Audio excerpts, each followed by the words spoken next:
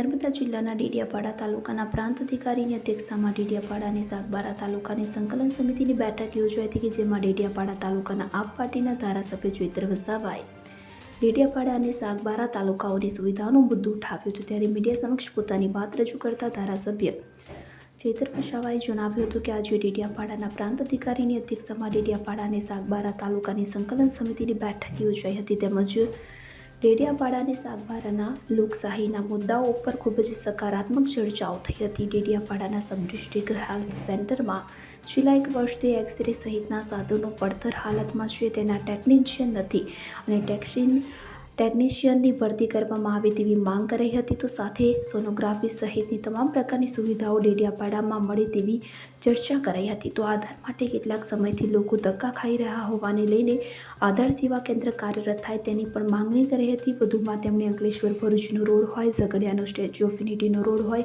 દહેજ બાયપાસનો રોડ હોય, આ તમામ રોડના કારણે જાણે પૂરો વિસ્તાર ખાડાનગરી બની ગયો હોય તેમ લાગી રહ્યું છે। રોજ આ બધા રોડ ઉપર ખૂબ જ અકસ્માત થઈ રહ્યા છે, જેને લઈ આગામી મંગળવારને રોજ ભરૂચ ખાતે રસ્તા રોકો આંદોલન કરીશું અને જિલ્લા માર્ગ મકાન વિભાગ, સ્ટેટ અને નેશનલ હાઈવેના ઓફિસરનો ઘેરાવ કરીશું અને કલેક્ટરને પણ રજૂઆત કરીશું એમ જણાવ્યું હતું।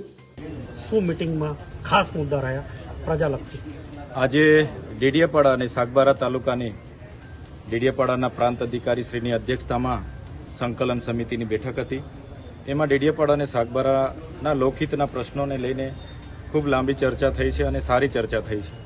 એમાં ડેડિયાપાડા સબ ડિસ્ટ્રિક્ટ હેલ્થ સેન્ટરમાં છેલ્લા 1 વર્ષથી એક્સરે સહિતના તમામ જે સાધનો છે એ પડતર હાલતમાં છે, એના ટેકનિશિયનો નથી, ત્યારે ટેકનિશિયનની ભરતી કરવામાં આવે, એક્સરે, લેબોરેટરી, સોનોગ્રાફી, તમામ પ્રકારની સુવિધાઓ ડેડિયાપાડામાં મળે એ બાબતની ચર્ચા થઈ છે।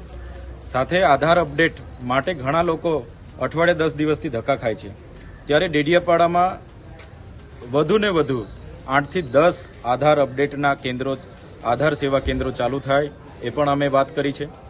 સાથે જે રેશન કાર્ડ હમણાં બીપીએલમાંથી જેમના પણ નવા રેશન કાર્ડો વિભાજિત થયા છે એમને એપીએલમાં જતા રહ્યા છે, ત્યારે સરકારશ્રીની આવક મર્યાદા સરકારશ્રીએ 2,50,000 વધારી છે, ત્યારે એ એપીએલ થયેલા રેશન કાર્ડોને ફરી બીપીએલમાં સમાવેશ કરવા માટેની પણ અમે વાત અહીં મૂકી છે। સાથે ડેડિયાપાડા અને સાગબારામાં જે પણ રસ્તાઓ જેમ કે મોસદાથી લઈને ડુમખલ, જાવલીનો રોડ હોય, બોરદા સેરુલાનો રોડ હોય, તમામ રોડે આજે ખાડાઓ પડી ગયા છે, એને પણ તાત્કાલિક ધોરણે ખાડાઓ પૂરવામાં આવે એ અમે અધિકારીઓ માર્ગ મકાન વિભાગ સાથે પણ ચર્ચા વિમર્શ કરી છે।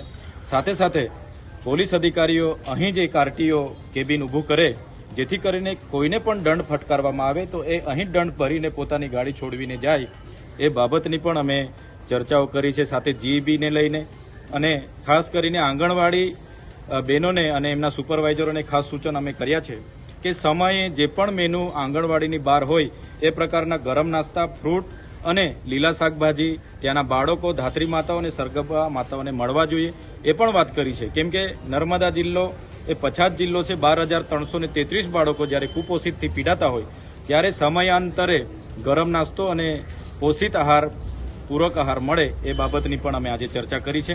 તો તમામ બાબતોએ અધિકારીઓએ પણ આવનાર દિવસોમાં એમાં આગળ રજૂઆતો કરીને તમામ બાબતોને લઈને સૂચનો એ કર્યા છે। સાથે આવનાર દિવસોમાં જે યાલનો પુલ તૂટી ગયો છે ત્યાં નવો બ્રિજ બને ત્યાં સુધી ટેમ્પરરી 4 વ્હીલ ગાડીઓને આવન જવન માટેની એક નાળું બનાવે એ બાબતનું પણ અમે વાત મૂકી છે અને બધી જ બાબતે સહમતિ દર્શાવી છે। ટૂંક જ સમયમાં તમામ સુવિધાઓ અહીંયા ઉપલબ્ધ થશે એ પ્રાંત અધિકારી સમેત તમામ અધિકારીઓ સહમતિ આપી છે। ભરૂચ લોકસભાની આ ચૂંટણી હમણાં લડ્યા, અહીંયાથી ભરૂચ જવું હોય નેત્રંગથી અંકલેશ્વર સુધી તો 3 કલાક જાય છે, એ રસ્તા બાબતે શું કરવું પડશે? અહીંથી ભરૂચ જતા માત્ર 70 કિલોમીટરનો રોડ છે અને 3 કલાક ત્યાં જતા થાય છે। અંકલેશ્વર ભરૂચનો રોડ હોય, અંકલેશ્વરથી જે કેવડિયા સ્ટેચ્યુ ઓફ યુનિટીને જોડતો ઝઘડિયા રાજપાડીનો રોડ હોય, દહેજ બાયપાસનો રોડ હોય, તમામ રોડ ભરૂચ જાણે કે ખાડાનગરી બની ગઈ હોય એવું લાગે છે। ભરૂચની એક તો ખારી સિંગ પ્રખ્યાત છે અને એવી જ રીતના ભરૂચના ખાડા પણ બહુ પ્રખ્યાત છે, રોજે રોજ ખૂબ જ એક્સિડન્ટ થાય છે। ત્યારે હું ચોક્કસ આવનારા મંગળવારના રોજ ભરૂચ ખાતે અમે રસ્તા રોકો આંદોલન પણ કરવાના છે। માર્ગ મકાન વિભાગ, જિલ્લા પંચાયત, સ્ટેટ અને નેશનલ હાઈવેના ઓફિસે પણ ઘેરાવો કરવાના છે। અને કલેક્ટરશ્રીને પણ રજૂઆત કરવાના છે. આપ સૌને મંગળવારે ભરૂચ પધારો એવો આગ્રહ પણ વિનંતી પણ કરું છું. Thank you.